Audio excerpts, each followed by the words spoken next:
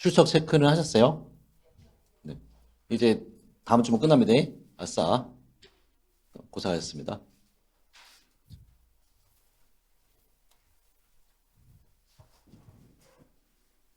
안녕하세요.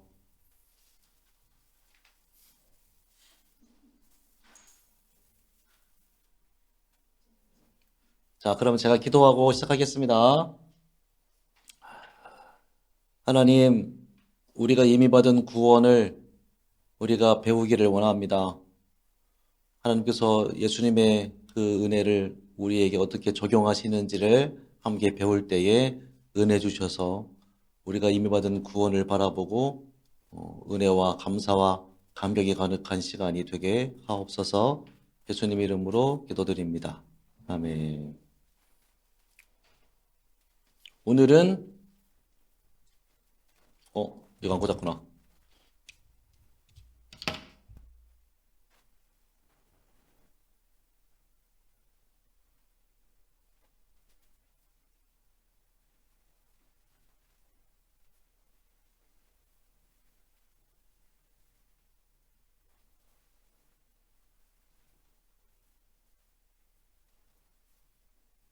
오늘은 구원이란 무엇인가? 구원론 보겠습니다. 제가 구원론 하나만 가지고 7, 8주, 10주도 해봤는데, 그거를 이번에 1시간에 하려니까 다 다루기가 힘들어서, 이렇게만 할게요. 구원론의 개념과, 구원은 하나님과 인간의 그 책임이 이렇게 상호 보완이라고 해야 되나? 아무튼, 네, 우리의 책임도 있습니다, 여기에. 그리고 구원의 순서를 잠깐 다루고, 구원의 순서에 대해서 거부해야 될 것, 그 견해가 있고요. 그 다음에 효력 있는 부르심, 거듭남, 회신, 칭의, 양자, 성화, 견인, 이렇게 잠깐 한번 다뤄볼게요. 먼저, 구원론은 우리 책에 나오는데, 핵심은 이겁니다. 구속사역이 예수님의 우리를 위해 행하신 그 모든 구속사역이 우리에게 어떻게 적용되는지를 배우는 게 구원론이에요. 그러니까 예수님이 우리를 위해 오셨고, 사셨고, 죽으시고, 부활하시고, 하늘에 오셔서 중보하시고 오시는 그 내용이 나와 무슨 상관이 있느냐를 배우는 게 구원론입니다. 네. 어렵지 않죠? 이 구원론은 인간의 책임도 있습니다. 하나님의 주권과 인간의 책임 두 가지를 다 얘기해요. 책에 제가 읽어보면 하나님이 우리를 전적으로 거룩하게 하셔야 하지만 다른 한편으로는 우리가 우리의 거룩함을 완성함으로써 우리의 성화를 이루어야 합니다. 하나님은 우리의 삶에 대한 전적인 주권을 지니고 우리의 삶을 자신의 뜻대로 인도하시지만 그럼에도 불구하고 우리는 스스로 결정을 내려야 하며 그 결정에 대해 전적으로 책임이 있습니다. 조화가 불가능해 보이는 이 두 가지 생각은 명백히 모두 사실이고 성경은 이 둘 모두를 가르칩니다. 그래서 성경을 잠깐 찾아보겠게요. 성경을 잠깐 찾아보겠습니다. 하나님의 주권, 로마서 9장 21절. 하나님이 다 하신다. 이런 얘기를 성경이 하잖아요. 그 잠언 에베소도 있지만 로마서 9장 21절 다 아는 이야기인데 한번 읽어볼까요? 시작. 토기장이가 진흙 한 덩이로 하나는 귀 있을 그릇을 하나는 천이 있을 그릇을 만들 권한이 없느냐? 하나님의 주권을 말하는 거고요. 인간의 책임을 말하는 것도 있습니다.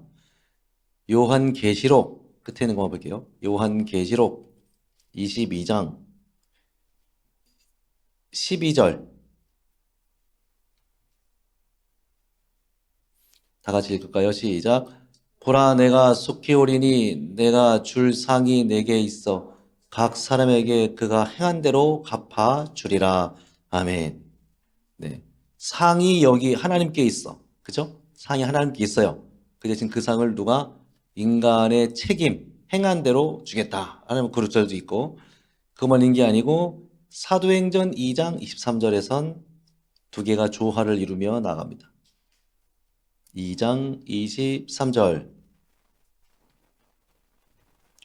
다 같이 읽을까요? 시작.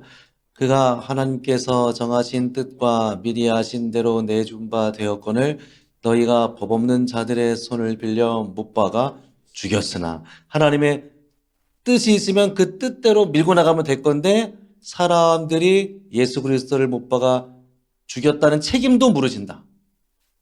이 두 가지가 조화를 이룹니다. 하지만 중요한 건 조언을 이루지만 결정은 하나님의 주권에 있다. 네, 그렇게 정리를 하셔야 됩니다. 뒤에 보시면 알겠지만 구원론에 있어서 인간의 책임은 어디서 다루냐면 성화에서 다뤄요. 성화에서 다룹니다. 지금 우리 단계인데 성화에서 다룹니다. 어떻게 사느냐의 문제, 그걸 말하는 거예요. 그러면 구원의 순서가 있어요. 제 화면을 보세요. 루이스 볼코프가 말하는 건데 볼코프는 부르심, 거듭남, 회심, 칭의, 성화, 견인, 영화 이렇게 말해요.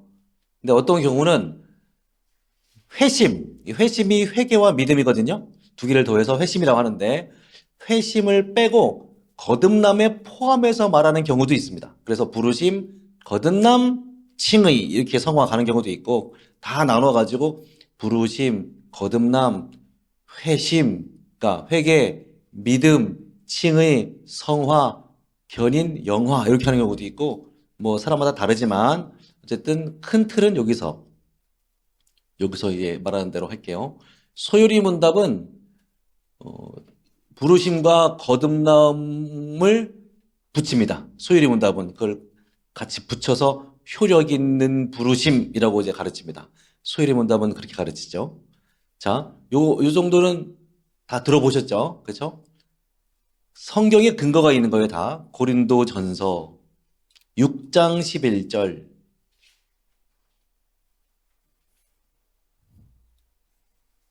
구원의 순서가 있다라는 얘기를 하고 있죠. 고린도전서 6장 11절. 찾으셨으면 다 같이 읽을까요? 너희 중에 이와 같은 자들이 있더니 주 예수 그리스도의 이름과 우리 하나님의 성령 안에서 씻음과 거룩함과 의롭다 하심을 받았느니라. 아멘. 로마서 8장 29, 30. 로마서 8장 29, 30. 롬 830. 요 정도는 이제 암송하면 돼요. 롬 830. 자, 29절부터 읽겠습니다. 하나님이 미리 아신 자를 또한 그 아들의 형상을 본받게 하기 위하여 미리 정하셨으니 이런 그로 많은 형제 중에서 맏아들이 되게 하려 하심이니라. 또 미리 정하신 그들을 또한 부르시고 부르신 그들을 또한 의롭다 하시고 의롭다 하시는 그들을 또한 영화롭다 하셨느니라. 아멘. 다른 건 다 뭐 순서가 없다고 하더라도 부르심, 의롭다 하심, 영화롭게 하심. 요거는 이제 순서가 명확하게 나옵니다. 네. 부르신 자를 의롭다 하시고 의롭다 된 자가 영화롭게 되는 겁니다. 네. 자, 구원의 순서가 있는데 거부해야 될 게 있어요. 아니구나. 효력 있는 부르심 얘기 안 해? 자, 효력 있는 부르심. 잠깐만요. 순서가 틀렸나? 여기는 없나 봅니다. 없나 보네. 죄송합니다. 없네. 자, 여기서 프린트에 보시면 거부해야 될 구원의 순서에 대한 견해가 있어요. 다 받아들일만 한데 우리가 거부하는 게 뭐냐면 회심 이후에 어떤 뚜렷하고 또 인식 가능한 두 번째 단계의 필요성을 말하는 것. 또 회심에 이어지는 둘째, 셋째 단계 모두의 필요성을 주자는 견해는 거부해야 되는데 제가 그림이 있습니다. 그림. 요런 거. 그러니까 무슨 얘기냐면 구원의 서정을 말할 때, 순서를 말할 때 계단 오르는 것처럼 말하는 경우가 있어요. 예를 들면 반드시 회심, 회개의 모습이 있어야 한다. 겉으로 보이게. 마음은 물론이고 겉으로 보기에 회개의 모습이 있어야만 의롭다함을 얻는다. 이런 이제 있는 거예요. 이거 성결교회. 오순절 교회 이렇게 해서 그래야만 한다. 그래서 그 대부분의 오순절 교회에서는 분명한 회심의 모습이 있어야 의롭다 되고 그 다음에 또 성령 세례를 받아야 한다라고 말하는 게 오순절입니다. 중요한 건 성령 세례도 우리가 인정하거든요. 그런데 여기서 말하는 우리가 거부해야 될 건 눈에 보이는 명확한 뭔가를 얘기하는 거예요. 회심 같은 경우도 어디 기도원이나 이런 데서 분명히 회심, 뭐랄까 돌아서는 그 모습을 보여줘야 된다라고 말하는 건 우리가 거부한다 이거예요. 한 예로 칼빈은 회심이 잘 안 보입니다. 제가 좋아하는 칼빈은 책을 봐도 왜 보통의 루터 같은 경우는 분명한 회심의 사건이 있었어요. 두려워하면서 송 안나에게 기도하고 이제부터 내가 사제로 살겠다 이런 회심의 모습이 있었거든요. 근데 칼빈은 그런 게 없어요. 뭐 하다 보니까 어느 순간 공부하고 목사가 되고 목회를 하고 있던 거지. 분명한 회심이 없으면 회심한 게 아니다. 이거는 우리가 받아들일 수 없는 거예요. 사람마다 다 달라요. 눈물콧물 쏟아면서 회심하는 사람이 있는가 반면 그렇지 않고 하는 사람이 있어요. 그렇잖아요. 그러면 그 사람 보고 너는 왜 안 오니? 그걸로 회심 안 했다 할 수 없잖아요. 네, 그런 견해는 배격한다 얘기입니다. 이해가 되시죠? 네. 제가 말씀드리지만 요게 틀렸다가 아니고 우리는 분명한 회심이나 성령 세례의 그 인식 가능한 모습이 없어도 인정한다는 얘기죠. 자, 넘어갈게요. 그래서 구원 과정의 다양한 측면들은 이게 연속적인 단계, 그러니까 이렇게 계단 올라가는 식의 그런 게 아니고 동시다발적으로 되는 거예요. 그래서 우리의 구원을 더 풍성하게 이해하고 누리기 위해서는 계속해서 자라가야 할 필요성을 언제나 기억해야 되지만 그게 꼭 무슨 계단 올라가는 것처럼 되는 건 아니다. 그리고 우리 신학에서는 거의 동시에 일어납니다. 칭의, 여기 양자가 빠졌죠? 칭의 양자까지는 거의 동시에 일어나요. 그렇게 봅니다. 자, 여기도 찾아볼게요. 베드로전서 2장 2절. 베드로전서 2장 2절.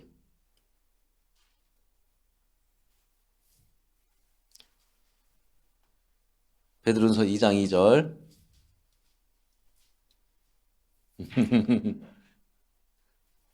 다 같이 읽겠습니다. 시작. 갓난아기들 같이 순전하고 신령한 것을 사모하라. 이는 그로 말미암아 너희로 구원에 이르도록 자라게 하려 함이라. 아멘. 이 잘한다는 의미를 꼭 무슨 단계로 이해해서는 안 되는 겁니다.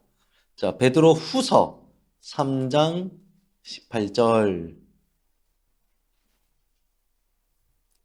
네. 다 같이 읽을까요? 시작. 오직 우리 주 곧 구주 예수 그리스도의 은혜와 그를 아는 지식에서 자라가라. 영광이 이제와 영원한 날까지 그에게 있을지어다.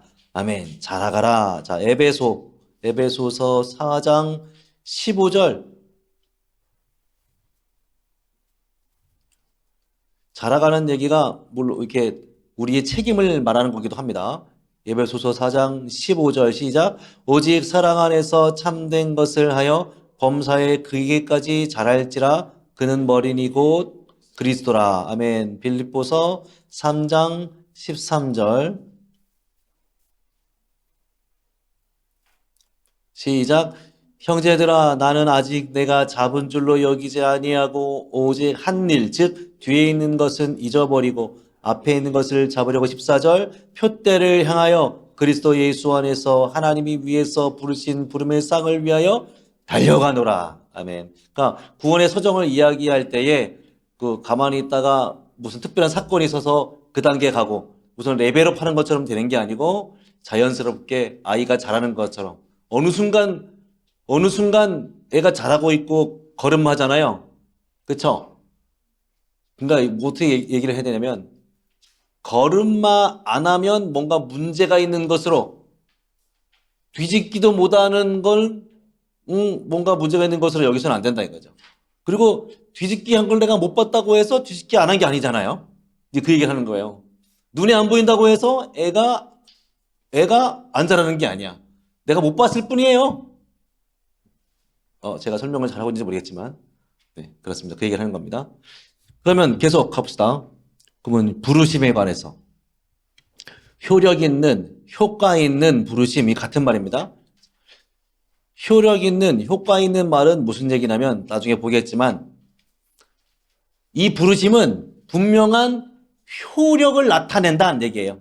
실패하지 않는다. 이 부르심은 종대가 로빈이한테 로빈아 밥 먹어 이러면 시키가 몇 번 불러도 밥 안 먹죠.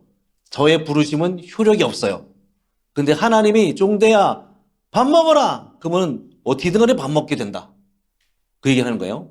어려운 얘기 아닙니다. 자, 빨간 글씨만 읽을게요. 시작. 하나님의 성령께서 하시는 일로서 우리의 죄와 비참함을 깨닫게 하시고 우리의 마음을 밝게 하여 그리스도를 알게 하시고 우리의 의지를 새롭게 우리로 하여금 복음 가운데 값없이 주시는 예수 그리스도를 영접하도록 우리를 설복하여 믿게 하시는 것입니다. 아멘. 이 설복한다는 말은 알아듣도록 설득한다. 그래서 복종하게 한다라는 거예요. 근데 그게 중요한 건 설복이란 말을 그러니까 위에서 찍어 누르는 걸로 이해하시면 안 되고요. 네. 그래서 설복이란 단어를 했습니다. 효력 있는 부르심, 소율이 문답에서는 요 부르심을 그렇게 회심과 또 어떻게 보면은 거듭남까지 포함해서 얘기를 합니다. 효력 있는 부르심의 정의, 요 책에도 써놨지만 복음의 초청을 듣는 자로 하여금 하나님의 부르심에 회개와 믿음과 순종으로 반응할 수 있게 하는 성령을 통한 하나님의 주권적 행동, 그게 부르심이다. 제가 다루지는 않았지만 부르심에는 외적 부르심이 있고 내적 부르심이 있잖아요. 들어보셨죠? 그렇죠? 외적 부르심은 이제 말 그대로 밖에서 전도자가 예수 믿으세요. 극동방송에서 당신은 전파 선교사입니다. CBS에서 목사님들이 축복합니다. 그리고 설교 끝나면은 신앙의 도움을 받기 원하시는 분은 053-428-1004 053-428-1004 동막교로 문의 주시기 바랍니다. 거기에 다 외적인 부르심이에요. 전도팀이 수요일날 하는 거 외적인 부르심. 근데 그건 실패할 수 있죠. 이종대 목사가 예수 믿으세요 했는데 모든 사람이 기다렸다는 듯이 맞습니다. 예수 믿고 싶었어요. 기다리고 있었어요. 왜 이제 오셨어요? 하지 않죠? 난 다른 거 믿어요. 하죠. 효력이 없어. 하지만 내적 부르심. 하나님이 그 마음을 탁 만지시면 붕 가지고 예수님한테 오죠. 그게 이제 효력이 있는 부르심이다. 보세요. 여기 앤서니 후쿠마의 글을 제가 써놨어요. 책에. 한 가지 예를 들어보겠습니다. 제가 일전에 말했는데 물가에서 친구를 부르면 들릴 만한 거리에 당신이 물에 빠져 있다고 가정해 보면 당신은 수영을 할 줄 몰라요. 물 위에 서 있던 수영을 잘하는 당신의 친구는 당신의 인간으로서 품을 존중해주고 가능한 한 스스로 문제를 해결할 수 있기를 바라며 당신에게 아주 정중하게 물가로 헤엄쳐와라 라고 소리쳐요. 근데 이럴 경우 비록 선의에서 나온 것이긴 하나 그 친구의 조언은 백해무익하다. 왜? 당신은 수영할 줄 모르기 때문이다. 당신에게 필요한 건 아주 간절히 필요한 건 그 친구가 물속에 뛰어들어 생명을 구할 수 있도록 물살을 힘있게 가르며 당신을 물가로 끌어내는 거다. 그 순간 당신에게 필요한 건 단지 좋은 조언이라 멋진 충고가 아니다. 머리를 이렇게 해가지고 숨을 쉬면서 이렇게 해봐. 당신은 구조되어야 한다. 바로 이것이 본질적으로 우리가 처해 있는 상황이다. 우리는 타락한 죄인들이고 죄로 죽어가고 죄로 죽어있기에 스스로 되살아날 수 없어요. 우리가 죄로 죽어있기에 우리의 귀는 복음의 초청을 듣지 못하고 우리의 눈은 복음의 빛을 보지 못합니다. 우리에게는 기적이 필요한데 이 기적은 하나님이 자신의 놀라운 은혜로 성령을 통해 우리를 영적인 사망에서 영적인 생명으로 영적인 어둠에서 자신의 기하의 빛으로 효력 있게 부르실 때 발생합니다. 우리는 영적으로 살아난 뒤에야 다시 한번 우리 구원 과정에 능동적으로 관여할 수 있고 그 과정이 시작되는 때 영적으로 죽고 있어 영적으로 살아날 필요가 있는 시점에서 홀로 놔두면 그 속에 빠져 죽을 죄의 흙탕물에서 기적적으로 구조되는 일 외에 우리에게 필요한 아무것도 없습니다. 바로 이것이 효력 있는 부르심 가운데 일어나는 일이므로 효력 있는 부르심의 기적으로 인해 하나님을 찬양합시다. 할렐루야. 앤서니 후쿠마는 효력 있는 부르심을 거듭남과 함께 얘기하는 거예요.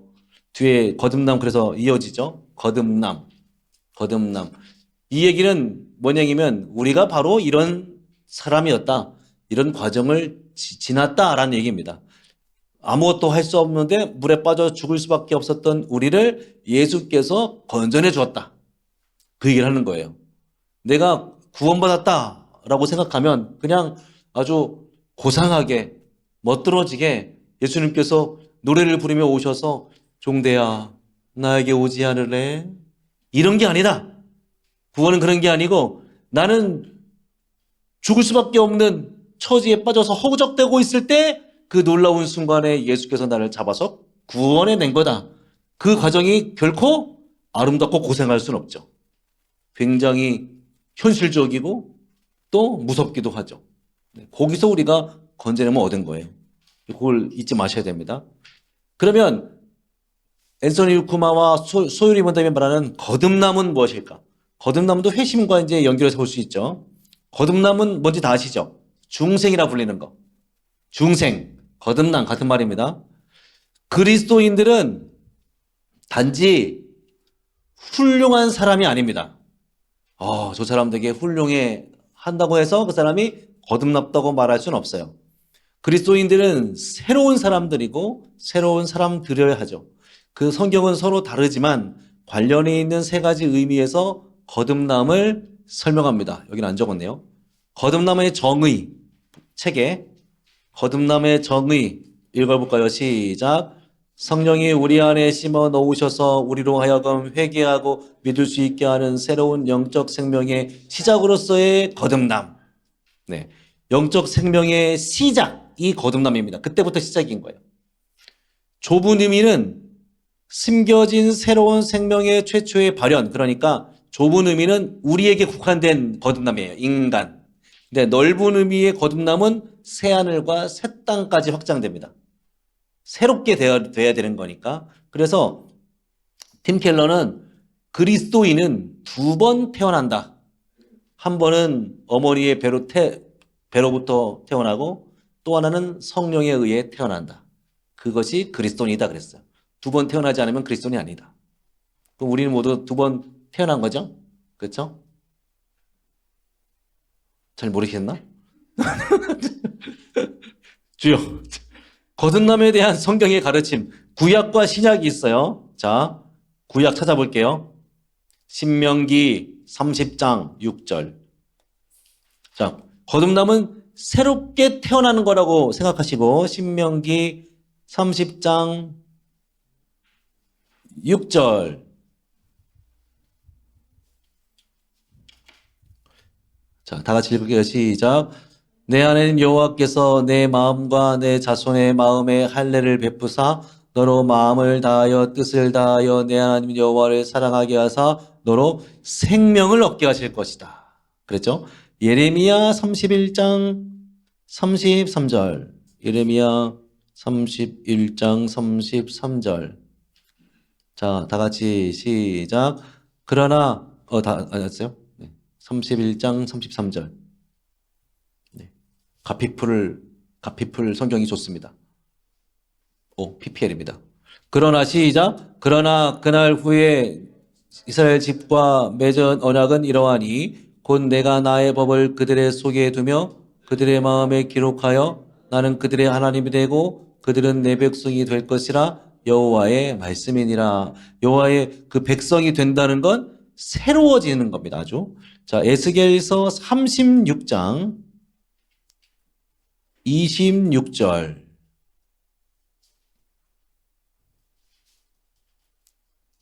자, 읽어볼까요?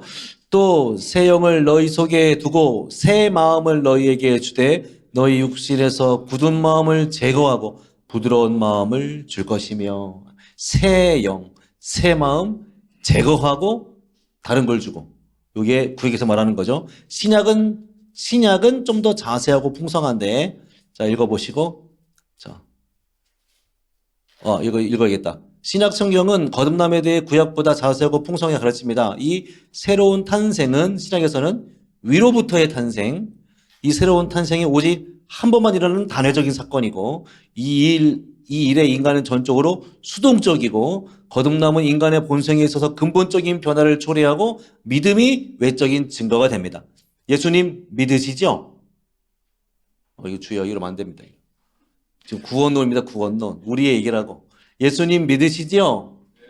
그러면 우린 거듭난 거예요. 믿음이 외적인 증거다 이거죠.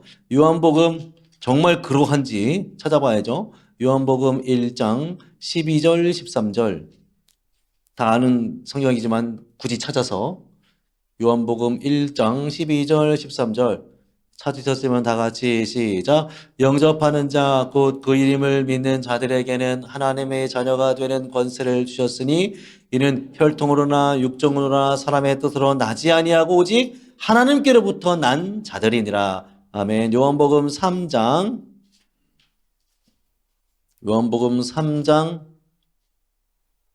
3절 읽을게요. 요한복음 3장 3절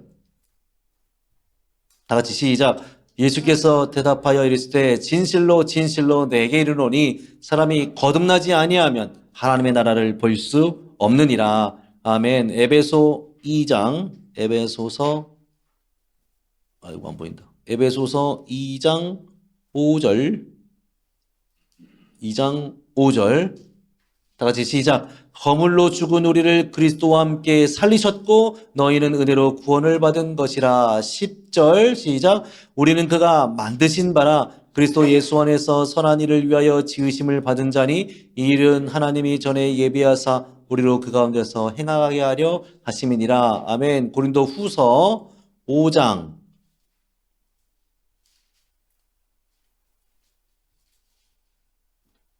17절 자, 고후 517 그런즉 시작. 그런즉 누구든지 그리스도 안에 있으면 새로운 피조물이라 이전 것은 지나갔으니 보라 새 것이 되었도다. 아멘. 우리가 새 것입니다. 새 것이라고요. 새 것입니다. 이 부분에서 은혜 받으시기 바라요. 요한일서 3장 9절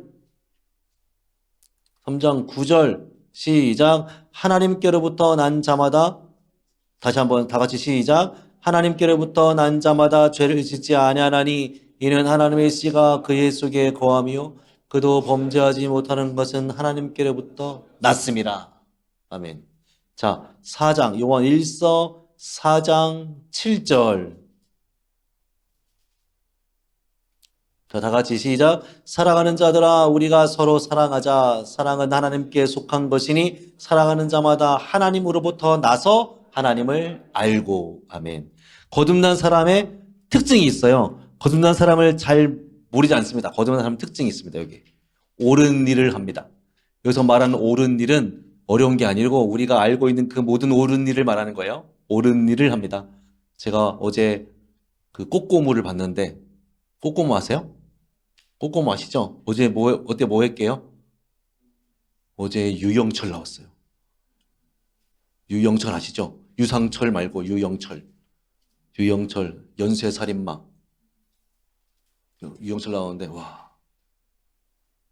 사람이 아니더만요. 어떻게 그런 새끼가 있지?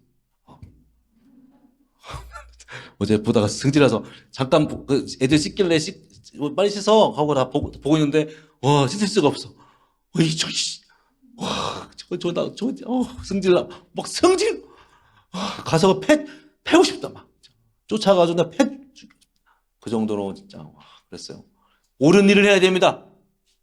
근데 그 사람은 거듭난 게 아니죠. 그렇죠? 네, 옳은 일을 해야 됩니다. 또 자 봐요. 계속해서 죄 가운데 살지 않습니다. 물론 실수할 수 있어요.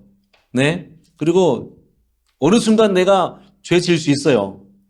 뭐 인정이 연약하니까. 근데 회개하고 계속해서 죄 가운데 살지 않으려 노력합니다. 거듭난 자는. 또 동료 신자들을 사랑합니다. 옆에 사람 보세요. 자, 함께 말해볼까요? 당신은 하나님의 형상을 닮았습니다. 참 아름답고 멋지십니다. 믿음이 없으시네? 참 아름답고 멋지시잖아요. 믿음이 없네. 예수는 그리스도라고 믿습니다. 거듭난 자는. 할렐루야. 거듭난 자만이 예수를 그리스도라고 알아볼 수 있어요. 또 계속해서 세상을 이기는 사람. 그리스도인은요, 성공을 위해 살지 않아요. 승리를 위해 삽니다. 네, 그게 거듭난 사람의 특징입니다. 거듭남은 성령이 우리 안에 일으키는 영적인 사망에서 영적인 생명으로의 근본적인 변화입니다. 근본적인 변화예요. 삶의 변화가 아니에요. 상황의 변화가 아닙니다. 근본적인 변화입니다. 네. 그래서 거듭남의 본질적인 성격이 있어요. 거듭남의 본질적 성격은 읽어볼까요? 1번 시작. 점진적이지 않아요. 딱 한 번 일어납니다. 거듭남은 어느 순간 거듭나지게 돼. 왜? 우리가 하는 일이 아닙니다. 이건. 또 두 번째는 시작. 거듭남은 초자연적인 변화다. 거듭남은 도덕적 설득으로 인해 일어나는 변화가 아니다. 그게 해야 돼. 할 수 있어. 한번 해봐. 이렇게 되는 게 아니에요. 초자연적인 변화입니다. 우리가 인식할 수 없는. 또 세 번째 시작. 거듭남은 근본적인 변화다. 환경이나 여건이나 이런 게 변하는 게 아니라 내 안에 근본이 바뀌는 거예요. 흔히 말하는 이제 내 마음의 삶의 지향점이 바뀐다 이렇게 설명도 하는데 그것도 맞는 말입니다. 그래서 효력 있는 부르심을 도르트 신조가 제가 갖고 왔는데 도르트 신조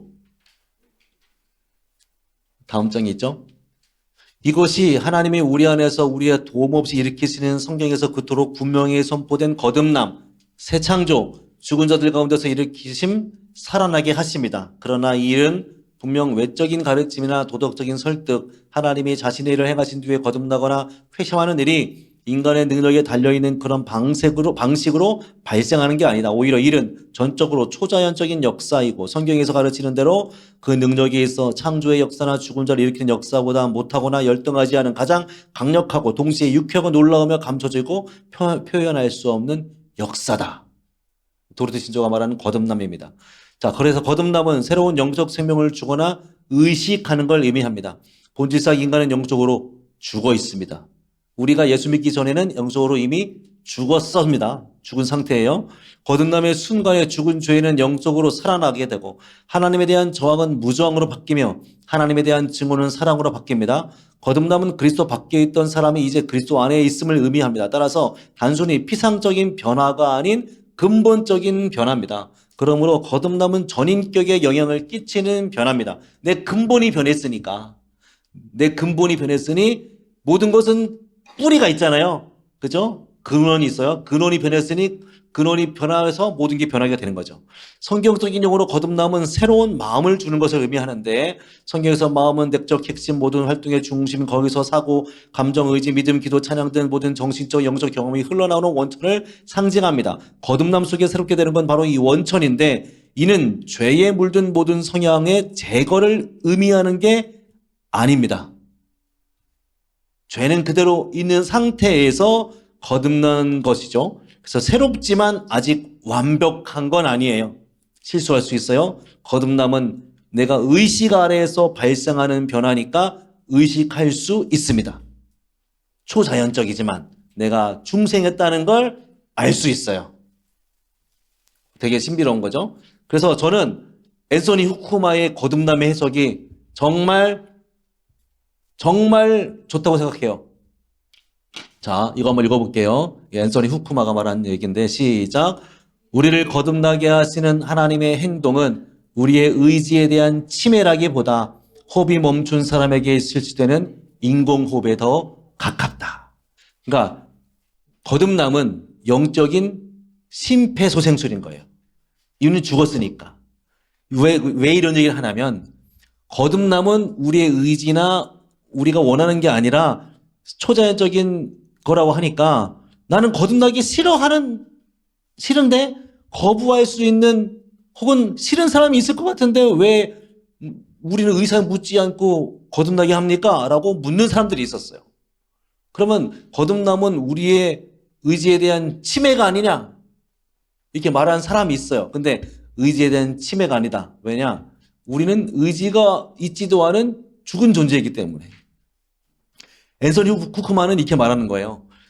우리가 예수를 믿기 전에는 반드시 거듭나야 되는데, 중생해야 되는데, 이게 뭐냐면, 우린 죽어 있는 거예요. 죄 때문에 죽어 있어. 다 죽어 있어요. 근데 성령께서 우리를 살리려고 심폐소생술을 한 겁니다. 왜 소방관들이 그 사고 현장에 와가지고 막 관찰한 다음에 심폐소생술 하죠. CPR 하잖아요.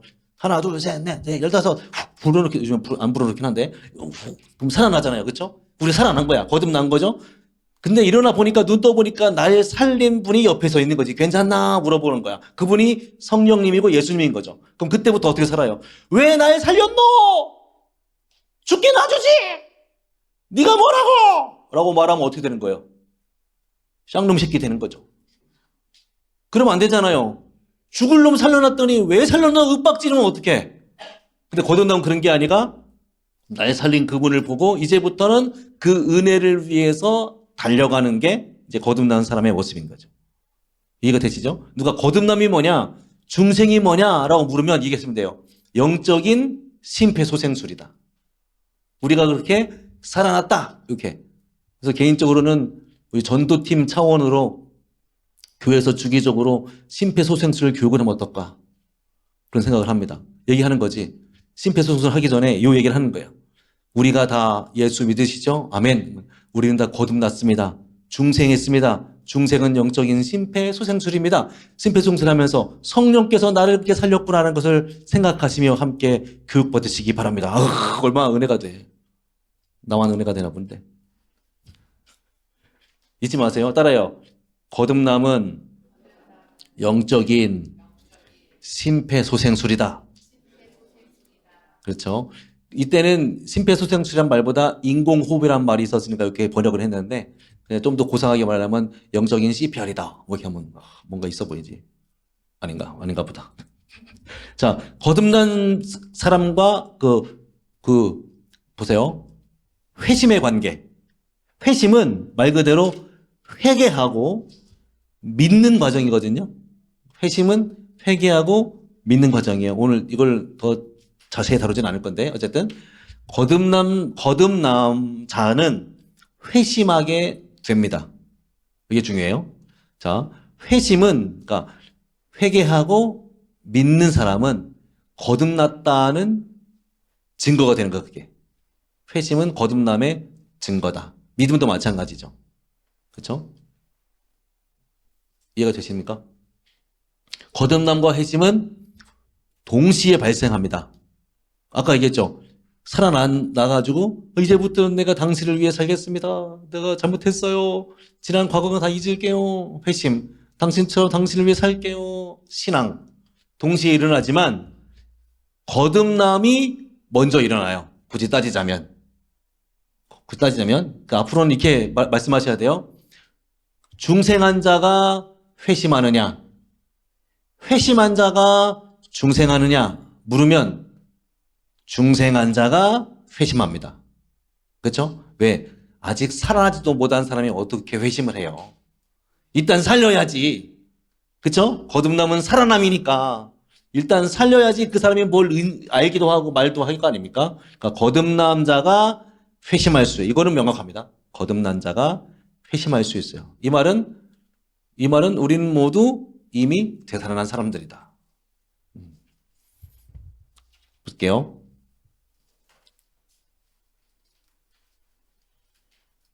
이건 아까 봤죠? 이게 일로 왔구나. 자, 거듭남, 중생, 회심, 회개와 믿음. 자, 효력 있는 부르심을 받은 자들, 그러니까 거듭난 자들은 이 세상 삶에서 어떤 은혜에 참여합니까? 32문이죠. 자, 그러면 거듭난 자, 다시 살아나서 회심한 자가 다음에는 어떻게 되느냐 얘기해요. 회심을 나중에 다뤘으면 좋겠는데 오늘은 그냥 넘어갈게요. 자, 답 읽어봅시다. 시작. 효력 있는 부르심을 받은 자들은 이 세상 삶에서 칭의와 양자됨과 성화에 참여하고 또한 이 세상 삶에서 그것들에 수완하거나 그것들에서 흘러나오는 여러 은혜에 참여합니다. 아멘. 자, 이제부터는 칭의와 양자와 성화됨을 봐야겠죠? 그렇죠? 칭의가 무엇입니까? 빨간 글씨만 읽겠습니다. 시작. 하나님의 값없는 은혜의 행위인데 우리에게 전가되어 오직 믿음으로 받아진 그리스도의 의에만 근거하여 우리의 모든 죄를 사면하시고 우리의 목전에서 우리를 의로운 자로 받아주시는 것입니다. 아멘. 칭의가 뭔지를 알아야겠죠? 칭의는 거듭난 자, 회심한 자, 그쵸? 그를 의롭다 여기는 법정적 행위입니다. 법정적 행위가 중요해요. 자, 칭의는 하나님의 선언 혹은 법적 행위인데 칭의는 과정이 아니라 사람이 믿음으로 그리스도를 받아들일 때 단번에 발생해요. 거듭나는 비슷하죠? 그렇죠? 칭의는 의롭다 하심을 얻는 건데 이거는 굉장히 법정 용어입니다. 자, 제가 책에 써놓은 거 한번 읽어볼게요. 1번. 칭의 교리는 하나님의 진노가 실제한다는 사실에 대한 인정을 전제로 합니다.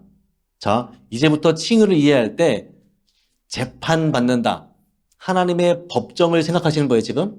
네? 하나님의 법정을 우리 송주원 집사님은 한번 했었는데, 하나님의 법정이에요, 지금. 네. 그러면 재판관이 누구죠?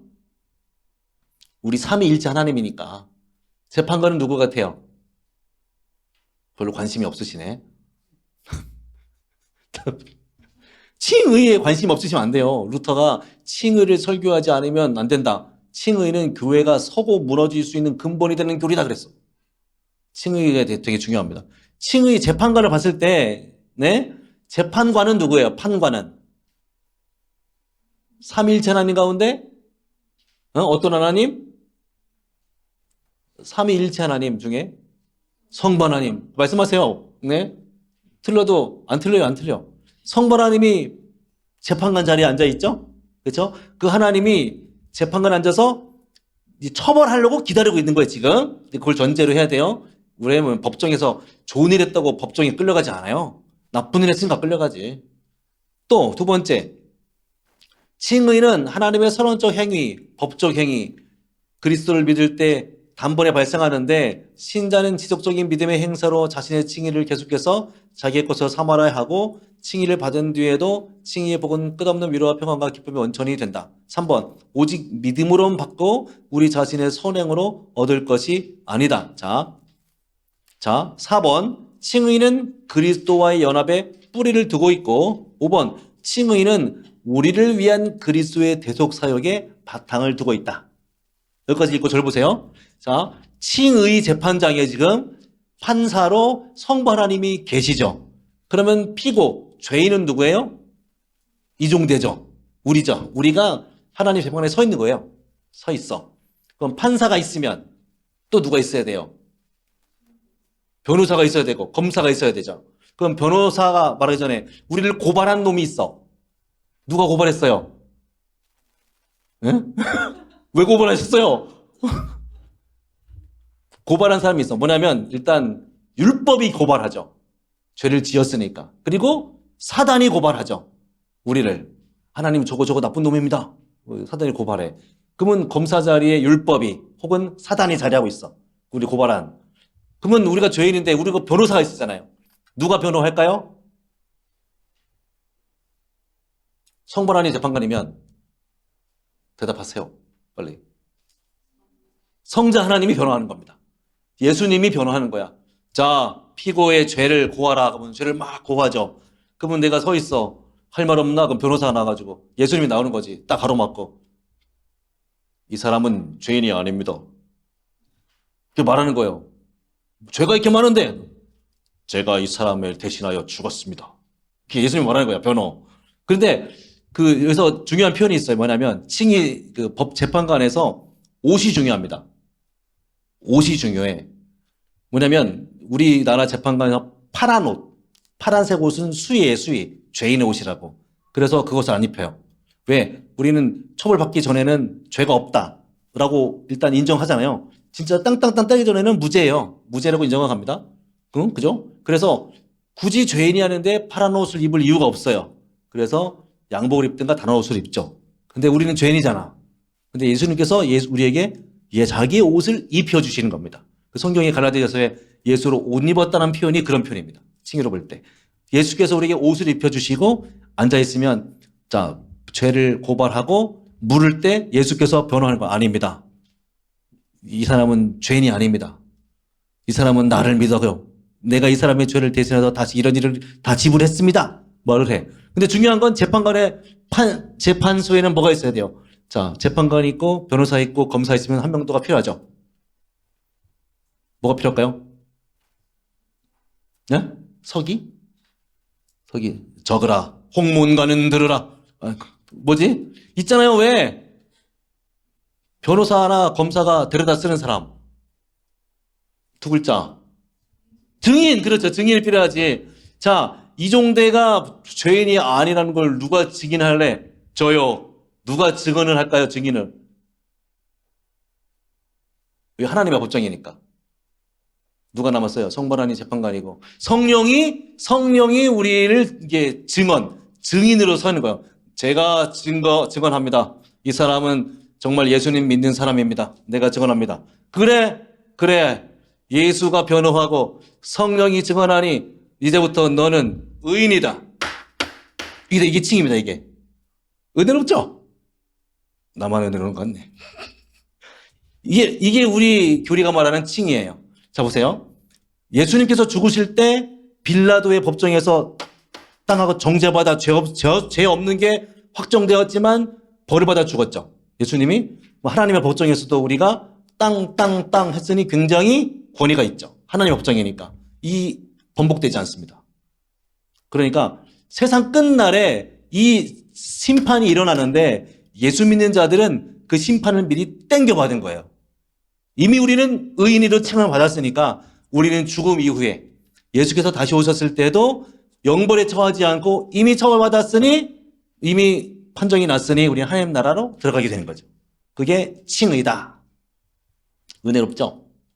네. 그러니까 칭의는 법정적 용어라는 걸 이해하셔야 돼요. 되게 어려운 얘기가 아닙니다.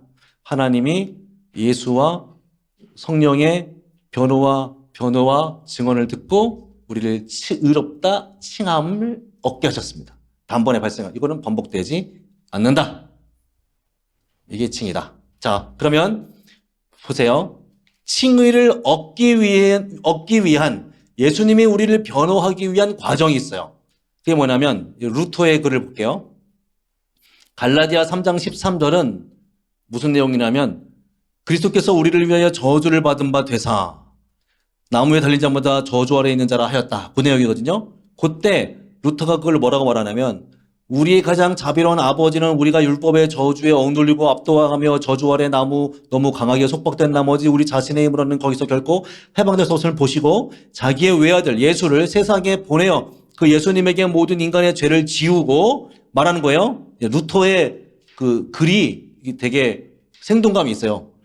네가 저 부인하는 자 베드로, 박해자요, 신선모독자요, 잔인한 압제자 바울, 간음한 다윗, 나원에서 선악과를 먹은 저 죄인, 십자가에 달린 저 강도가 되어라. 그래서 네가 모든 인간의 죄를 저지른 자가 되라. 그래서 네가 그들을 위해 값을 지불하고 빚을 갚아라라고 말씀하셨다. 예수가 그걸 다 가져갔다 이거죠. 그러니 이제는 다윗은 우리가 보기에 가늠한 다윗이 아니고 아름다운 왕의 다윗가 되는 것처럼 우리 예수님이 다 가져갔으니까 우리는 하나님이 보시기에 의로운 자가 되는 거예요. 그러니까 뭐 잠깐 실수하고 그런 것 때문에 뭐 속상할 필요는 없습니다. 회개는 해야 되겠지만. 자, 6번. 그래서 칭의는 우리에 대한 그리스도의 의의 전가를 포함합니다. 의의 전가를 포함합니다. 밑에 보세요. 바울이 말하는 그리스도의 의란 그리스도가 우리의 죄에 대한 하나님의 진노를 담당하고 하나님의 표에 완벽하게 복종하심으로 얻으신 공로. 따라요. 얻으신 공로. 그래서 8번 칭의는 소극적 측면과 적극적인 측면이 함께 있습니다. 소극적인 측면에서 칭의는 우리 죄에 대한 용서고 적극적인 측면에서 칭의는 우리가 하나님의 자녀로 입양되고 영생을 얻을 권리를 받는 걸 의미한다. 보세요. 여기 화면 보세요. 로마서 5장 8절에 한 범죄로 많은 사람이 정죄에 이르는 것처럼 한 의로운 행위로 많은 사람이 의롭다 하시면 어쩌죠? 그렇죠? 우리가 다 알겠지만 아담의 죄가 우리에게 전가되어 우리가 모두가 죄인이 되죠. 이 원리가 똑같이 예수님에게 돼요. 예수님의 의가 우리에게 전가되어 우리가 의롭다 칭함을 얻게 됩니다. 이런 그림이 되는 거예요. 어디 갔노? 이거 봐요. 아담에게 죄가 있죠. 인류는 나예요. 예수가 있죠. 첫째 아담이 죄가 우리에게 전가되죠. 죄의 전가. 이 상태에서 예수님의 의가 전가돼요. 의에 전가되어 우리는 의롭다 칭함을 얻어요. 근데 이 의는 두 가지입니다. 따라해요. 수동적 순종, 능동적 순종. 다른 말로 이제 적극적, 소극적. 똑같은 말인데 수동적 순종은 예수님이 십자가에서 죽으신 그 순종을 말해요. 그 순종으로 우리에게 예수님이 의를 얻었어요. 또 하나 우리가 지난주에 해봤지만 예수님이 우리처럼 태어나셔서 율법을 다 지키셨죠? 30년 동안 그 능동적 순종, 율법을 다 지킨 의가 예수님에게 있어서 그게 우리 것이 되는 거죠. 이해가 되시죠? 네. 그래서 그냥 하나님이 보시기에 우리는 죄가 없는 것뿐만 아니라 율법을 다 지킨 것으로 여겨지게 돼요. 왜? 예수가 지켰으니까. 이거 되세요? 율법을 지킨 적이 뭐가 있어? 우리가 안식일날, 주일날 평생 들어 한 번도 안 빠지고 주일 예배를 온전히 새벽부터 저녁까지 들으신 분 나와봐요. 손 들어봐. 저도 안 들었어요. 율법을 우리는 안 지켰지만 예수님은 다 지켜서 그 지킨 의가 우리 것이 되고 죄를 속하신 의가 우리 것이 돼요. 두 가지 의가 다 우리게 됩니다. 그래서 하나님 보시기에 우리는 이미 죄에 의해 문제가 해결됐고 또 율법보다 다 지킨 것으로 여겨지게 된 거죠. 그게 예수님이 하신 일입니다. 수동적, 능동적 이게 다 있습니다. 분리될 수 없지만 우리의 의는 이 두 가지 측면이 있다. 그래서 우리는 양자가 되죠. 양자. 자, 뒤에 그런 얘기가 쭉 나와요. 계속 넘어갈게요. 이거 되게 다 하고 싶지만 넘어가겠습니다. 자, 몇 페이지? 56쪽. 56쪽. 제 얘기 말고 이제 칼뱅의 얘기. 찾았어요. 우리가. 칼뱅의 글 찾았습니까? 우리가 오직 그리스도의 의의 중보로서만 하나님 앞에서 의롭게 된다는 점 또한 명백하다. 이는 인간이 스스로 의로운 것이 아니라 그리스도의 의의 전가로 그에게 전달되기에 의롭다고 말하는 것과 마찬가지다. 오직 그리스도를 통해서만 우리가 의롭다고 간주된다고 선언하는 것, 이것이야말로 우리의 의를 그리스도의 순종에 두는 것이 아니고 무엇이겠는가? 그리스도의 순종은 마치 우리 자신의 순종인 것처럼 우리의 것으로 간주된다. 예수가 한 것은 다 내 것입니다. 네, 난 한 적이 없는데 예수가 한 건 다 나의 것이에요. 예수가 지킨 모든 건 나의 것입니다. 내 인생은 나의 것이 아니고 예수가 나의 것이다. 내 인생은 나의 것이라는 노래 부르시면 안 돼요. 그거 성경적이지 않습니다. 내 인생은 주의 것 하든가. 아무튼 그래서 의롭다 칭함을 받았잖아요. 그러면 의롭다 칭함 받으면 혜택이 뭐냐 이거야. 양자가 되는 거야. 양자. 막 갈수록 은혜가 막 되지 않습니까?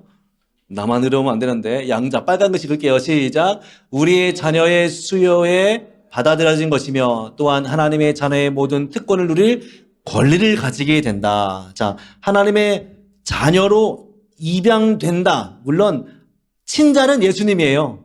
우리는 양자입니다. 근데 성경시대의 양자는 친자와 동등해요. 성경시대의 양자는 친자와 동등합니다. 양자로 내가 이 가문의 양자로 받아들이는 걸 알아요.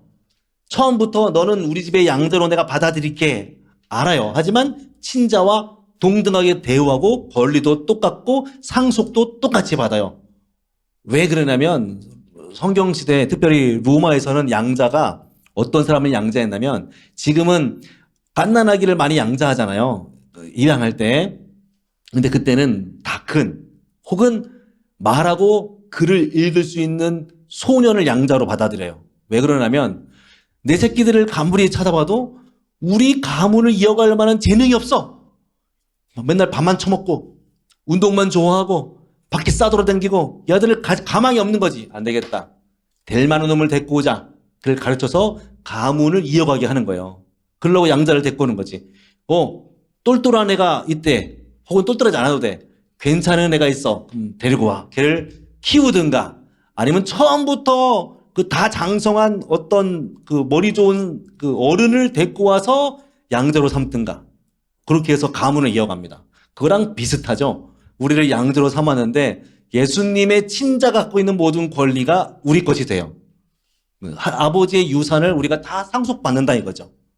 이해가 되시죠? 양자는 그런 거예요. 양자를 어떻게 설명하냐면 이걸 이런 거예요. 하나님이 보시기에 우리는 의롭다 칭함을 얻었잖아요.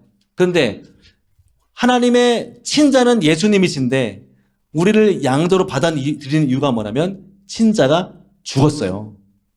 친자가 자기 목숨 버려서 이놈 살리겠다고 죽었다고. 아버지가 내 새끼가 죽어 살릴 놈을 받아들이지 않을 수 없는 거죠. 이렇게도 설명합니다. 우리가 양자로서의 모든 권리와 그 대우를 받을 수 있는 건 다 예수님 때문인데, 왜냐하면 예수께서 나를 위해 모든 걸 다 버리고 이미 죽었기 때문이다.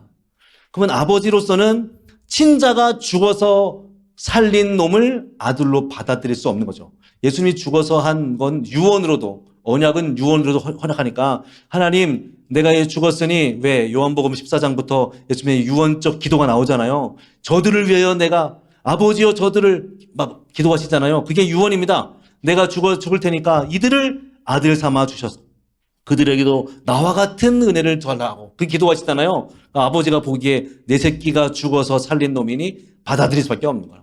하나님의 속성은 사랑하지 않을 수가 없으니까. 양자됨이 바로 그런 은혜가 있다. 갈수록 은혜가 되죠. 막. 시간은 다 돼가는데 빨리 끝내겠네. 자, 보세요. 바울이 갈라디아 4장 4절로 7절에서 이방의 의미를 때가 참에, 이거 되게 중요한 말이에요. 때가 참에, 하나님의 때가 참에, 하나님이 그 아들을 보내사 여자에서 나게 하시고 율법 아래 나게 하신 것은 율법 아래 있는 우리를 속량하시고 우리로 아들의 명분을 얻게 하려 하심이라. 너희가 이제 아들이므로 하나님이 그 아들의 영을 우리 마음 가운데 보내셔서 아빠 아버지라 부르게 하셨느니라. 그러므로 이제부터는 종이 아니고 아들이니 아들이면 하나님을 말미암아 유업을 받을 자니라. 아멘. 하나님의 것이 다 나의 것이다. 그렇죠? 자, 넘어가겠습니다. 그러면 그렇게 많은 은혜를 받은 우리가, 이거 양자에 관한 한번 찾아보시고, 우리가 어떻게 살아야 되느냐? 그게 성화입니다, 이제. 이제부터는 우리의 책임이에요. 하나님의 아들이 되었는데, 자녀가 되었는데, 앞으로 아버지의 상속을 받을 놈이 어떻게 살아야 되겠느냐? 이렇게 살아야지. 빨강에서만 시작. 우리가 하나님의 형상대로 전인적으로 새롭게 되는 것이며, 또한 죄에 대해서는 점점 죽고 의에 대해서는 점점 살 수 있게 되는 것입니다. 이게 성화입니다. 성화는 어느 순간은 확 변한 거 아니에요. 확 변한 거는 거듭남과 칭의와 양자가 확 변한 거지. 그러면 성화는 점진적이고 아주 우리 평생을 걸쳐서 진행이 됩니다. 박열선 목사님이 이렇게 말하고 있어요. 힘드십니까? 어려우십니까? 예수 믿기 힘드시죠? 믿음으로 살기 어렵죠? 점점 자녀다워지고 있는 중입니다. 좀 은혜가 좀 되면 좀 표정을 하시든가. 그래서요, 우리가 힘들고 어렵고 아프고 이런 일이 발생하잖아요. 그렇죠? 그 가운데서 우리가 성화되어 가고 있는 중이에요. 전에보다 아픔을 견디는 우리의 능력이 뛰어나지고 아픔에 맞서는 우리의 의지, 감정, 이것들이 조금 더 성숙해지고, 이제 조금 나이가 먹고 신앙을 살면 되도록이면 뭐 어려운 일이 있어도 그닥, 그죠? 그렇게 되어지는 거. 나이가 먹어서 그런 게 아니고 성화되어지고 있는 거야. 그러니까 하나님의 그 구원론을 배웠으니까 이제 너무 짧은 시간 해가지고 다 익히는 모르겠지만, 우리를 살리시고 믿게 하시고 또 의롭다 여겨주시고 하나님의 자녀 삼아주신 그 은혜를 알면 하나님의 자녀로서 이렇게 살아갈 수밖에 없는 거죠. 우리가 지금 그 단계네요. 성화의 단계. 어렵다고 힘들다고 생각하면 이렇게 생각하시면 돼요. 박용수 목사님처럼 내가 성화되어 가고 있는 중이구나. 그리고 하나님께서는 결코 기쁨과 좋은 일로 우리를 성숙하게 만들지 않습니다. 인생의 수고와 슬픔으로 성숙하게 만드세요. 성숙하게 만드십니다. 그러면 내가 지금 힘들고 아프고 있다면 이거를 잘 견뎌내면 우리는 하나님의 자녀로 더 살아가고 있는 게 되는 거지. 이거 되시죠? 근데 그 하다 보면 힘들잖아요. 힘드니까 하나님은 뭐라고 하시냐면 견인을 말씀하세요. 견인. 빨간 거 읽을게요. 시작. 하나님의 사랑에 대한 확신과 양심의 평안과 성령 안에 있는 기쁨과 은혜의 확장과 또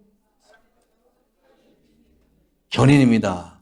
그냥 이제는 할 만큼 했으니까 너네가 이제 한번 거룩하게 되어봐가 아니고 거기에 수반되는 은혜가 있어요. 확신이 내가 거듭났구나. 내가 예수 믿고 있구나. 나는 의롭다 여김을 받았구나. 나는 하나님의 자녀구나. 그로 인해 어려움은 있지만 환경은 변하지 않았지만 마음의 평안을 얻고 감사를 할 수 있고 성령 안에서 기뻐해요. 되어지는 일은 별로 없는데 예배 드릴 때 기쁘고 그죠? 그리고 일주일 동안 어쨌든 하려고 노력을 하고 은혜의 확장은 뭐냐면 우리가 점점 더 삶 속에서도 하나님의 은혜가 점점 더 넓어지는 걸 느껴져요. 처음에는 나 혼자만 좋았는데 나가 지나선 내 직장에서도 혹은 학원에서도 만나는 사람들 속에서도 은혜가 막 느껴져요. 이것도 하나님의 은혜구나 하는 걸 느껴집니다. 그리고 하나님 나라 가기 전까지 우리가 견딜 수 있도록 하나님이 도와주시죠. 견인. 이게 뭔 얘기냐면 하나님의 자녀의 권리와 권한을 하나님이 취소하지 않아요. 취소하지 않습니다. 이건 네가 좀 잘못했다고 해서 넘어졌다고 해서 또 실수했다고 해서 그것 때문에 야 내가 잘못한 것 같아가 아니고 그걸 이길 수 있도록 힘을 도와주시지 북돋워 주시지 너 잘못했으니까 저리 가 안 되겠어 넌 다른 사람 부르겠다 이렇게 하지 않으십니다. 견디고 인내하도록 하나님이 성령님이 도와주신다. 언제까지? 주님 나라 갈 때까지. 그렇습니다. 휴, 정말 힘있게 달려왔는데 더 많은 내용이 있지만 우리는 여기서 구원론을 하겠습니다. 질문 있으세요? 어휴.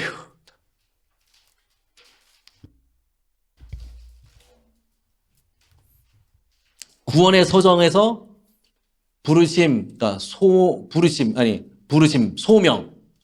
부르심, 중생, 거듭남, 회심, 신앙, 칭의, 양자까지는 한 번에 일어납니다. 예수님 믿음, 아멘. 나의 하나님 할 때 한 번에 일어나요. 성화부터는 점진적이죠.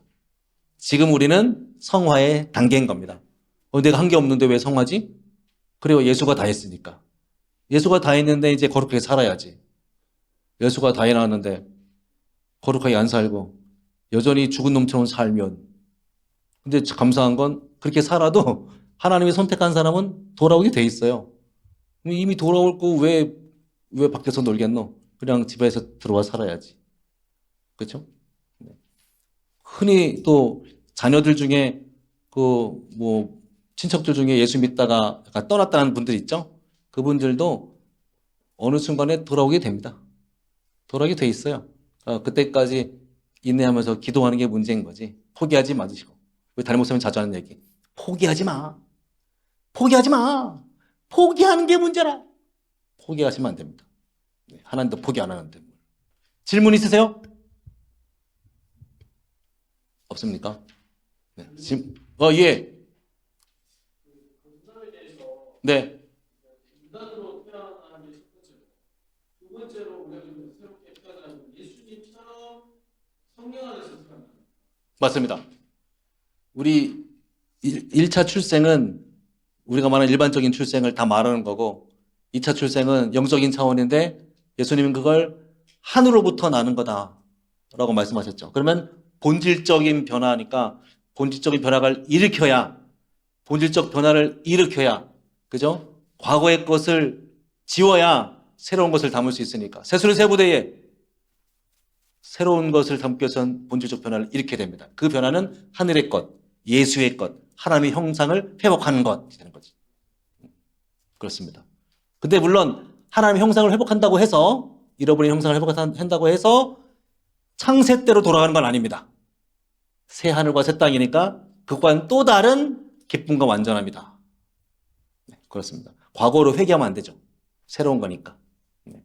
비슷하겠지만 그것과는 또 다른 것이다. 없으십니까? 질문? 다음 주에는 교회론과 종말론을 핵심만 콕 찍어서 마지막 시간 짧게 하고 끝내겠습니다. 네, 제가 기도할게요. 하나님, 우리를 예수 안에서 거듭나게 하시고 또 우리를 의롭다 여겨주시고 하나님의 자녀 삼으셨으니 너무나 감사합니다. 예수를 믿어 되어진 이 아름다운 신분과 이 아름다운 법정적 또 의미를 다 알고 앞으로 사는 날 동안 하나님의 자녀로 의롭다 여김을 받은 자로 동막교회 성도로 더 성숙할 수 있도록 도와주시고 비록 어렵고 힘들지라도 포기하지 않고 견인하시는 주님 의지하여 우리의 어려움과 힘듦을 능히 이기도록 항상 승리하도록 성령께서 도와주옵소서. 예수님 이름으로 기도드립니다. 아멘. 수고하셨습니다.